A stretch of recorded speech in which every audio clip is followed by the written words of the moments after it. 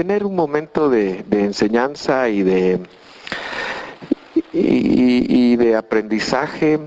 Y yo quiero desafiarlo a usted a compartir conmigo estas palabras de la Escritura.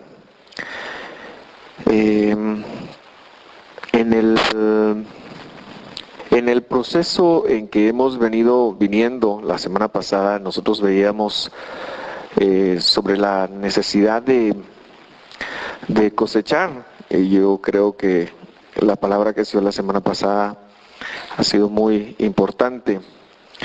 ¿Me pueden llamar a Dani, por favor? Dani, no puedo hacer el link con la computadora. Yo he visto cómo algunos milagros se han presentado en mi vida a partir de eso. Algunas cosas han pasado muy rápido. Y este mes, pues es un mes que lo queremos hablar a dedicarnos para revisarnos y para superarnos. Nadie se quiere quedar en el pasado, nadie quiere vivir en el pasado, especialmente si el pasado ha sido doloroso, pero independientemente de si ha sido bueno también, que eso es siempre un buen recuerdo que tenemos. Gracias. Queremos avanzar. Una de las oraciones más importantes que yo le hice al Señor en mi vida fue: Señor, haz tu voluntad en mí. Señor, haz tu voluntad en mí. De pequeño, creciendo en la iglesia, siempre nos enseñaron que Dios tenía una voluntad y que yo debía de cumplir esa voluntad. También entendemos la Escritura en Romanos cuando dice que la voluntad del Señor es buena, agradable y perfecta. En Filipenses creo que dice, el Señor cumplirá su propósito en mí. Bueno, y lo que hemos escrito acá es prosperando en todas las cosas, que está ahí atrás. Es extraído, voy a llamarle, de Tercera de Juan, versículo 2, en donde dice: amado, yo deseo que tú seas prosperado en todas las cosas y que tengas salud, así como prospera tu alma. Entonces, la voluntad de Dios, como la entendemos, sabemos que es lo que Dios tiene para mí. Sin embargo, yo quiero darle otro énfasis esta mañana, porque si nosotros nos quedamos exclusivamente allí, existe el peligro de que pensemos que nosotros somos el centro del universo. Y la verdad es que el centro del universo es Dios y su palabra. Y por eso yo quiero empezar con una pregunta. Bueno, sabemos que Dios te quiere bendecir, sabemos que Dios te quiere prosperar en todas las cosas.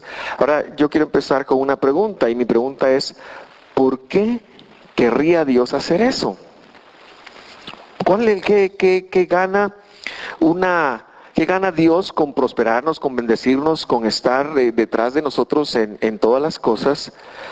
Bueno, dirá alguien, pues Dios es un buen padre y tiene el deseo de amar a sus hijos y por la satisfacción que eso le provee.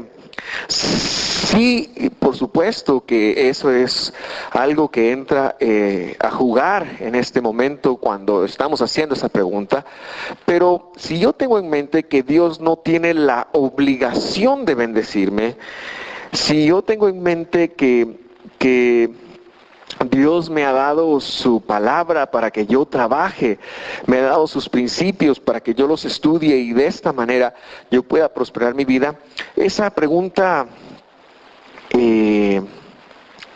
adquiere una mayor importancia, le quiero decir. Yo te quiero invitar, y mi meta es, antes de salir de acá, antes de las 12, mi meta es que en lugar de buscar a Dios para ser bendecido exclusivamente, nosotros busquemos a Dios para conocerlo a Él. En lugar de buscar y ponernos nosotros en el centro del universo, decir bendíceme, y que lo podemos hacer, busquemos al bendecidor, busquemos al creador, busquemos al que nos puede dar todas las cosas, y las bendiciones nos van a seguir.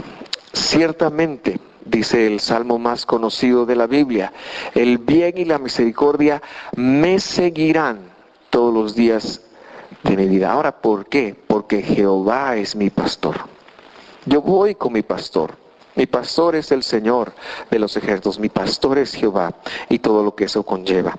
Entonces quiero invitarle a abrir su Biblia en el capítulo 3 de Filipenses. Vamos a leer desde allí. Filipenses capítulo 3, versículo 4. Vamos a tener una lectura de hasta el 8, me parece que es. Si no trajo Biblia, le invito a seguirlo conmigo en las pantallas.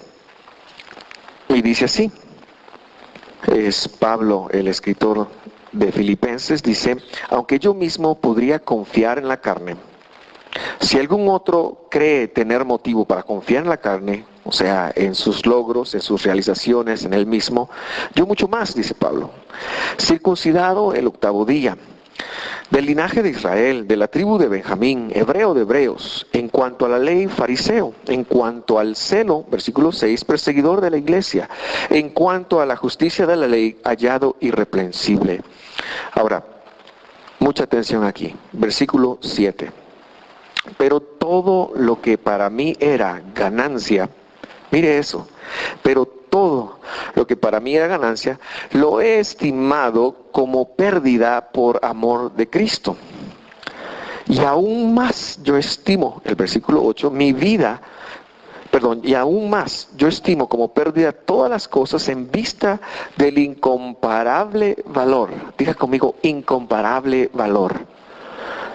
Eso es, de conocer a Cristo Jesús, mi Señor, por quien lo he perdido todo y lo considero como basura a fin de ganar al Mesías. Mire, Pablo empieza exponiendo sus credenciales. Circuncidado. Él está obviamente hablando con personas que no conocen de la ley de Dios, o algunos que sí conocen con la ley de Dios, pero él está diciendo, miren, yo soy hijo de Dios, estoy en pacto con Dios. La circuncisión representaba el pacto con Dios. Soy del linaje de Israel, es decir, yo soy un hijo de Dios, conozco a Dios como Padre. Soy de la tribu de Benjamín. Él conocía su procedencia. Yo he tratado de conocer por medio de mis padres a mis abuelos. Yo no conocía a mis abuelos, mis 3 abuelos paternos, 2 abuelos paternos y mi abuelo materno murieron antes de que yo cumpliera la edad de 2 años. Y mi abuela paterna murió cuando yo tenía 14 años. Y de ella pues sí tengo obviamente varios recuerdos, pero más allá de ello, yo no conozco de dónde vengo, yo no sé cómo era el abuelo de mi padre o cómo era la abuela de mi madre. Sin embargo, este hombre está diciendo, yo sé exactamente mis generaciones hasta Benjamín, el hijo de Jacob. Soy hebreo de hebreos. Ahí está diciendo, no solo hebreo, soy de los hebreos, soy de los mejores. En cuanto a la palabra o a la ley, soy fariseo, y para nosotros fariseo hoy tiene una connotación negativa. Fariseo es alguien que se dedica a criticar, pero en aquel entonces fariseo era alguien que por su estudio tenía la posibilidad de hacer un dictamen, era una persona muy preparada, quizás el equivalente hoy en día a un doctor en teología, probablemente. Ahora, en cuanto al celo, dice, en cuanto a su pasión, en cuanto a sus creencias. Pablo era una persona apasionada que estuvo dispuesto a perseguir y a matar a quien se opusiera a sus conocimientos. Pero Pablo dice, todos esos son mis logros. Yo soy una persona muy esforzada. Sin embargo, la actitud de Pablo del versículo 7 me gusta tanto, pero todo lo que para mí era ganancia lo he estimado como pérdida por amor de Cristo, y aún más yo estimo como pérdida todas las cosas en vista del incomparable valor de conocer a Cristo Jesús mi Señor, por quien lo he perdido todo y lo considero como basura a fin de ganar a Cristo. ¿Qué haría que una persona común y corriente, alguien como usted y como yo, porque los hombres de la Biblia no hemos de espiritualizarlos tanto, ¿verdad? Pedro caminó un ratito sobre las aguas, pero se mojó los pies y se hundió y se mojó todo él. No, la cosa no es tan espiritual. Pedro no andaba con una aureola en la cabeza. Pedro se equivocaba, Pablo se equivocaba. Pablo tuvo problemas con un consiervo que se llamó Bernabé y se apartaron, se pelearon, se dejaron de hablar por culpa de un sobrino de este hombre, y son personas que tuvieron situaciones realmente como usted y como yo. No son super cristianos, no eran super cristianos, no eran super poderosos. Ellos tenían que ver qué hacían para el cuscún, tenían que trabajar, tenían esposas, las esposas los atormentaban igual que a usted, o sea, tenían suegras, hermano, ya se puede imaginar usted, o sea, realmente tenían retos en sus vidas. Así que Pablo es como usted, Pablo es como yo.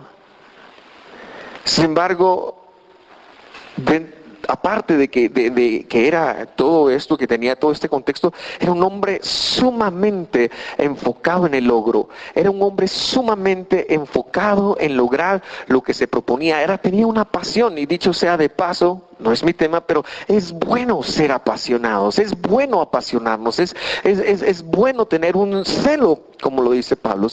Pero yo le quiero hablar de la actitud, y quiero que este hombre nos guíe a tener una rendición con Dios, porque yo quiero que usted lo evalúe. ¿Quién es Dios para usted? ¿Quién es Dios para usted? Para Pablo lo era todo. Él estuvo dispuesto a sopesar en su balanza Cristo Jesús y todo lo demás, y Cristo Jesús pesó más.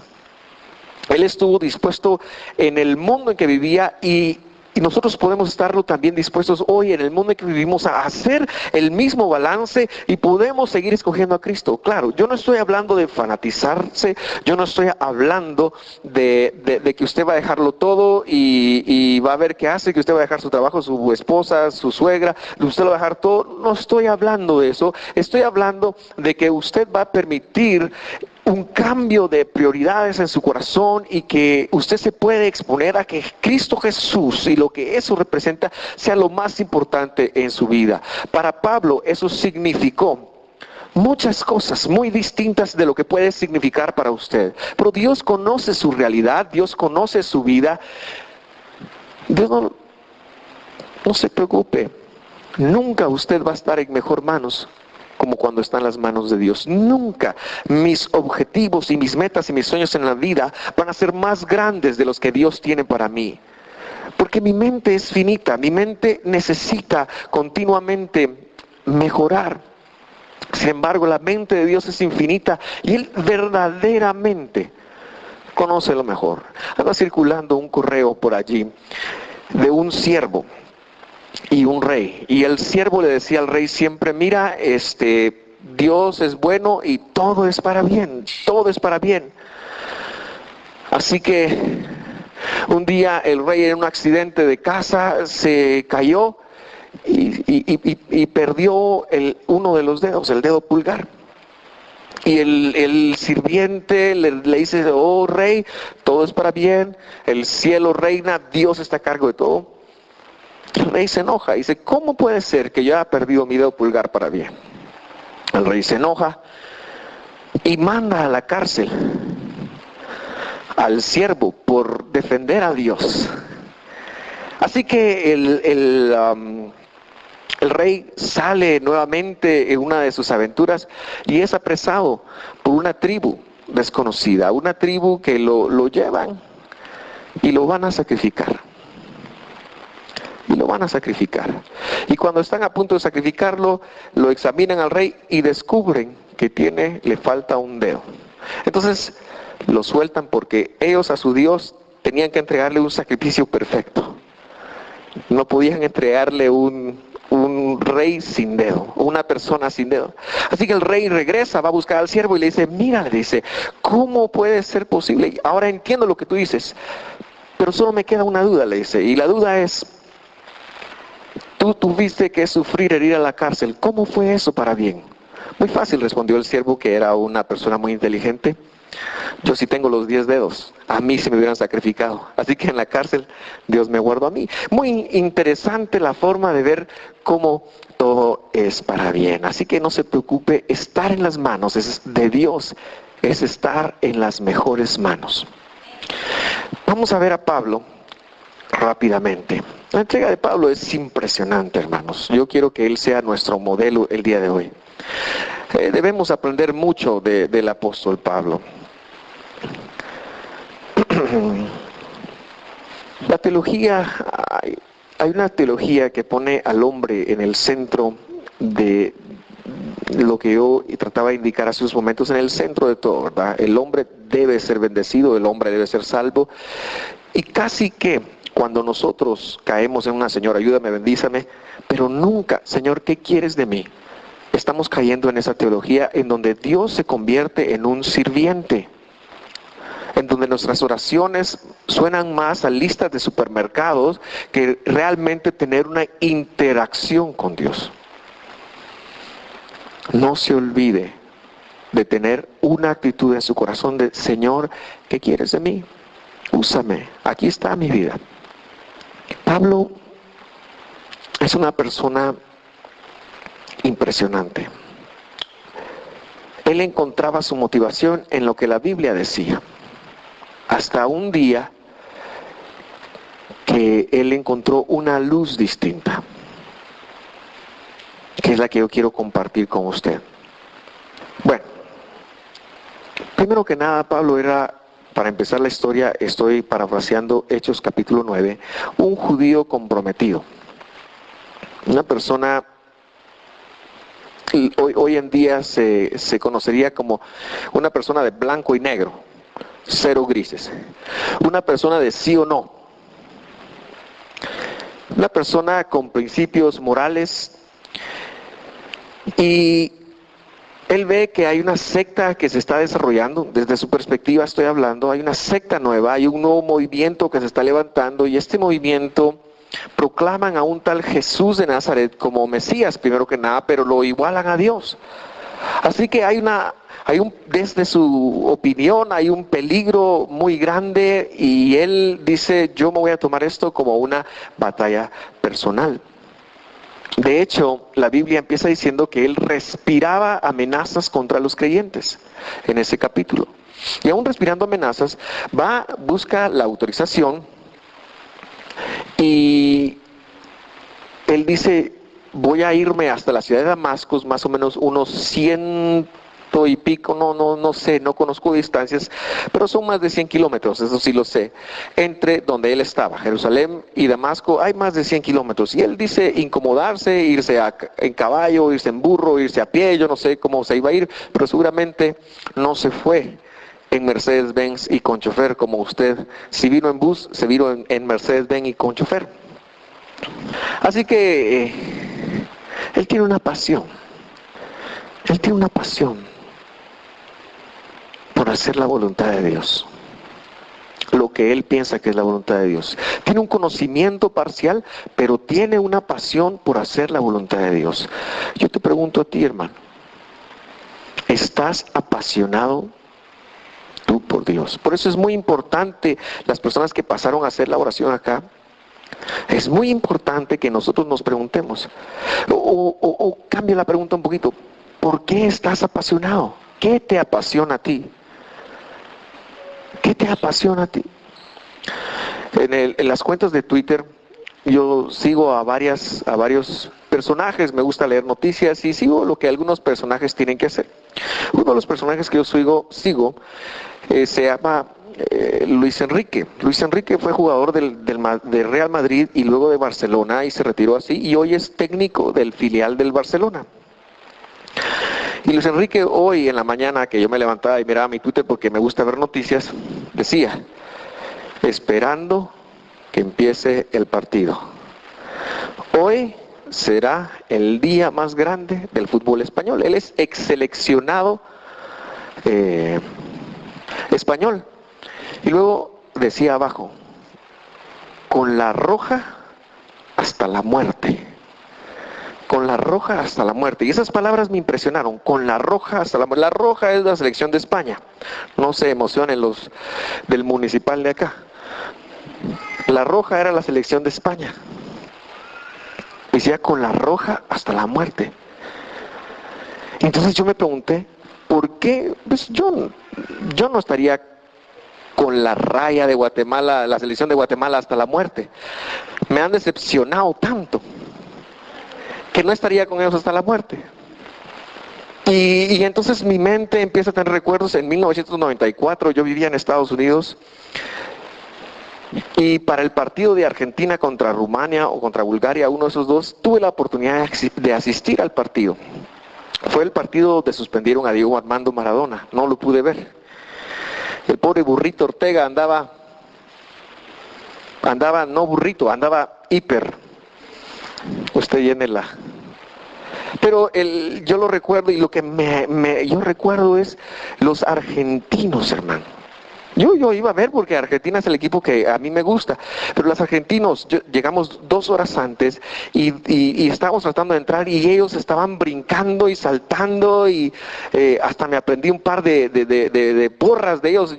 No se las repito porque tenían malas palabras y me da un poquito de vergüenza ante usted, pero hay una pasión.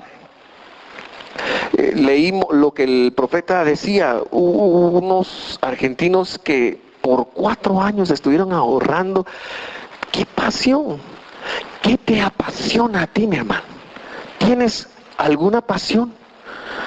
A veces vivimos la vida sin pasión, ya no hay emoción en nuestras vidas, pero yo te quiero animar, te quiero motivar a apasionarte por cosas. Eso es algo divino que Dios ha puesto en ti. Está bien darle lugar.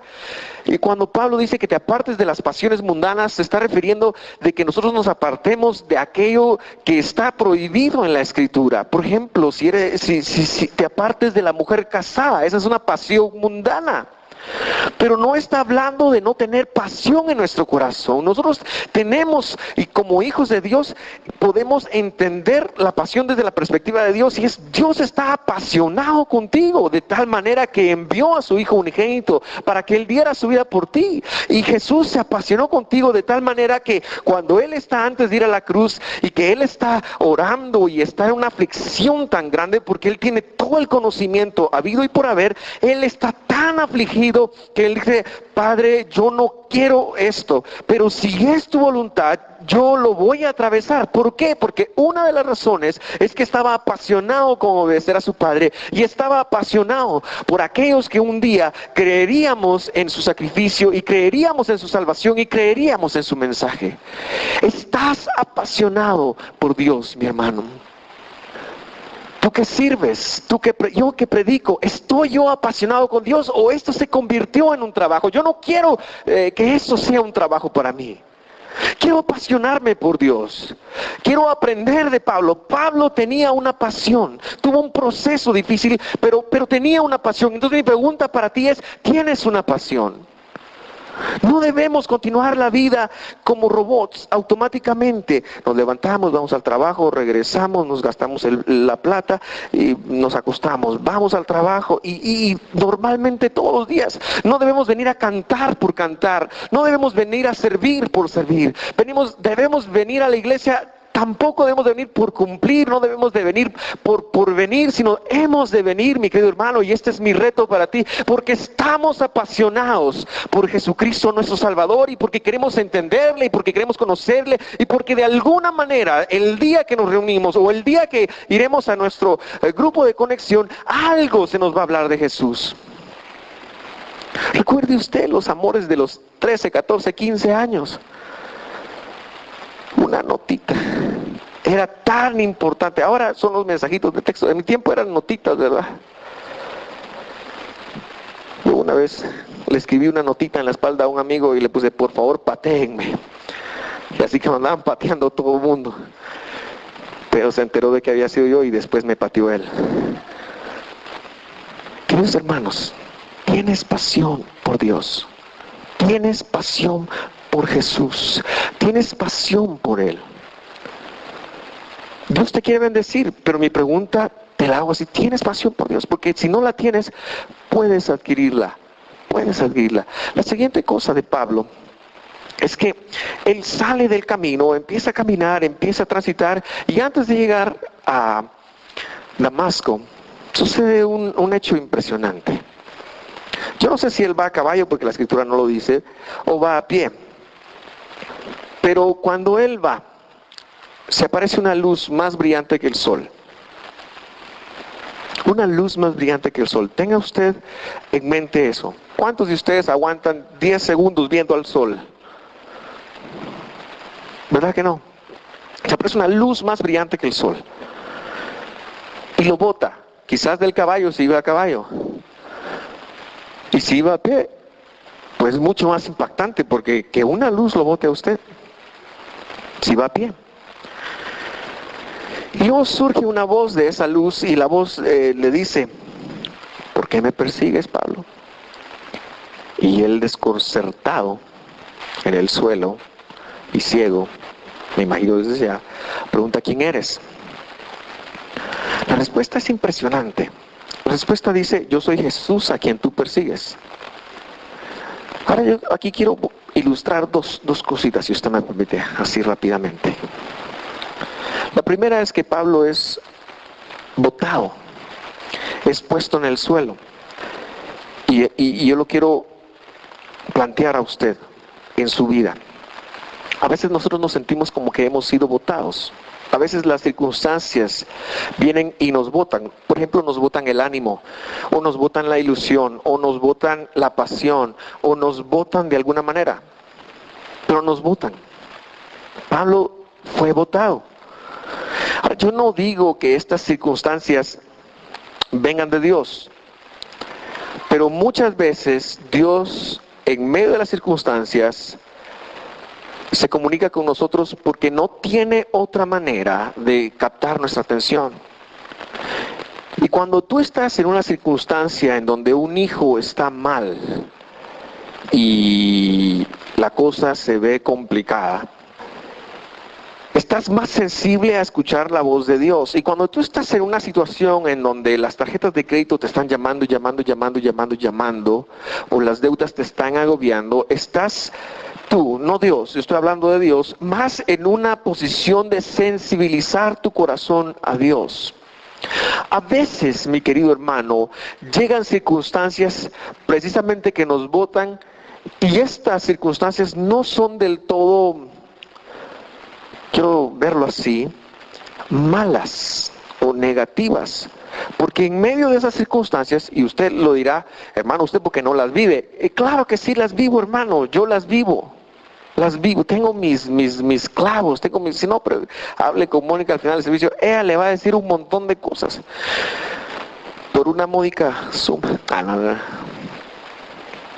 Por supuesto que todos vivimos de una manera distinta, pero lo que quiero lograr aquí es que Dios no logró la atención de Pablo de ninguna otra manera.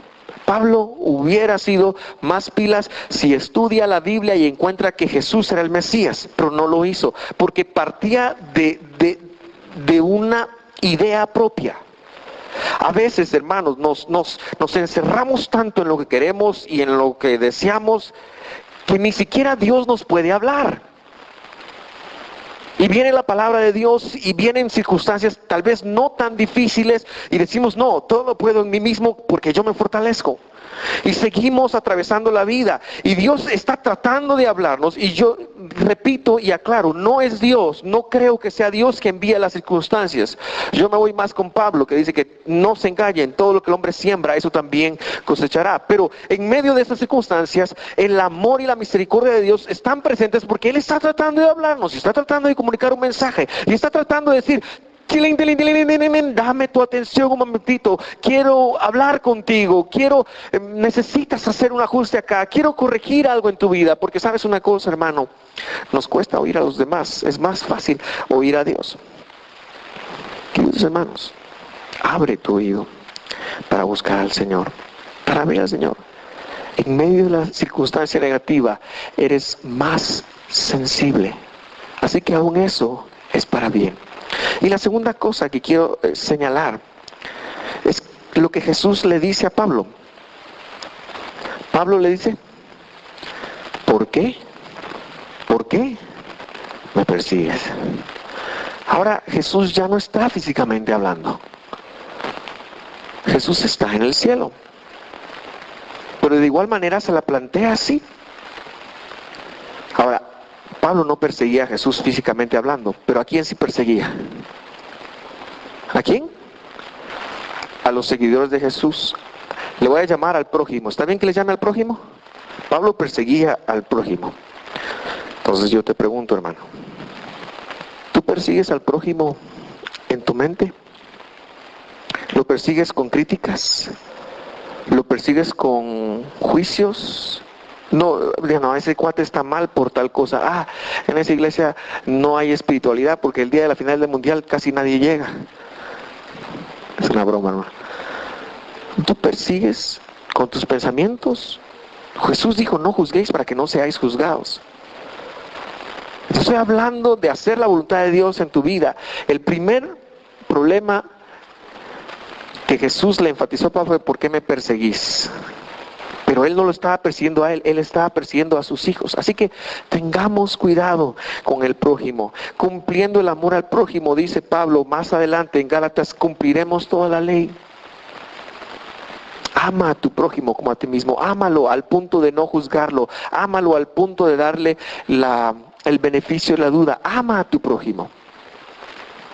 Si tú amas a tu prójimo, dejarás de perseguir a Jesús. Ahora, el punto final lo establezco acá. Jesús le dice, levántate y entra en la ciudad, y ahí se te dirá qué debes hacer. No recuerdo en qué verso está, pero lo copié literalmente de la Biblia. Levántate y entra en la ciudad y ahí se te dirá qué debes hacer. Ahora vea conmigo. Pregunto. Pablo está en el suelo. Pablo ya identificó que está haciendo mal. Pablo está, como decimos nosotros, pianito. El otro día tuve que darle un par de cinchazos a mis hijas. Fue el viernes, ¿verdad? Ahí establecimos y le cayeron 2 cinchazos a una y un cinchazo a otra. Hicimos justicia. Bueno, no desde el punto de vista de ellos, ¿verdad? Pero de ahí nosotros íbamos a ir a Chichicastenango. Mira qué viaje más bonito. Iban pianitas. Cada vez que me sonaban a mí, yo quedaba trompudo, pero pianito. Así que Pablo va pianito. El mejor momento. Pregunto, ¿por qué Jesús no le dijo a Pablo, mira Pablo, agarra papel y pluma, esto y esto vas a hacer? ¿Por qué no le dijo en ese momento, mira, vas a ir a hacer tal cosa? ¿Por qué no se lo dijo? Él pudo haberlo dicho, él lo conocía, él lo entendía, pudo habérselo dicho.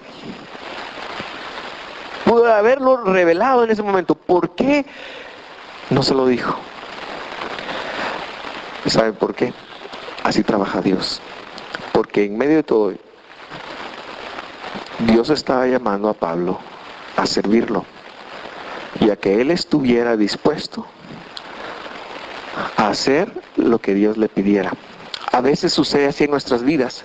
A veces Dios nos llama a algo, pero no sabemos cuál va a ser el siguiente punto. O si Dios me llamó a esto, si Dios me llamó a hacer tal cosa, ¿por qué no esa cosa está ordenada completamente? O ¿por qué no? Si Dios me llamó, o si yo sembré hoy, ¿por qué no estoy viendo la prosperidad mañana? Y el punto es, que estoy tratando de hacer, es que aparte de relacionarse Dios por medio de su palabra contigo y conmigo, Dios también quiere relacionarse día a día. Dios también quiere que lo busquemos día a día. Por eso hay tantos detalles que aparentemente se quedan afuera, pero que están dentro del plan de Dios para ti y para mí. Lo que a mí me impresiona es que el hombre se levanta. Y ahora sí, aquel que probablemente iba en el caballo, con cartas, ¿verdad? Iba con cartas a hacer lo que habían llamado a ser prepotente, apasionado, pero prepotente. Ahora va así, mire, y no le importa. Ha habido un cambio en él. Ahí tirado en el suelo se dan los mejores cambios. Y entonces yo deduzco algo. Con Dios. O hay obediencia o no hay. No hay términos medios. Tú estás en este momento obedeciendo a Dios o no. Eso es relación de cada quien, pero tú lo estás obedeciendo o no. No hay un punto intermedio para la obediencia. No hay áreas grises. Pablo tomó la mejor decisión. Él no le importó, ahí lo llevaban, él iba chocolate, molinillo, ¿verdad? Y lo llevaron. Y luego llegó alguien que probablemente sabía menos que él, que era menos que él, a orar por él. Y usted conoce el resto de la historia. Mire lo que dice el versículo 8. Saulo se levantó del suelo y aunque sus ojos estaban abiertos, no veía nada. Y llevándolo por la mano, lo trajeron a Damasco. Pablo se convirtió en una persona enseñable. Ahora, el título que yo quería darle a este tema era: Señor, haz tu voluntad en mí. Haz tu voluntad en mí. De hecho, es el título que estaba cuando empezamos: haz tu voluntad en mí. Ustedes lo vieron.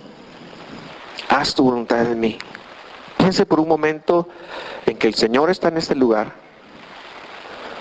Piense por un momento en que el Señor está en el lugar y usted estaría dispuesto a decirle: Señor, haz tu voluntad en mí.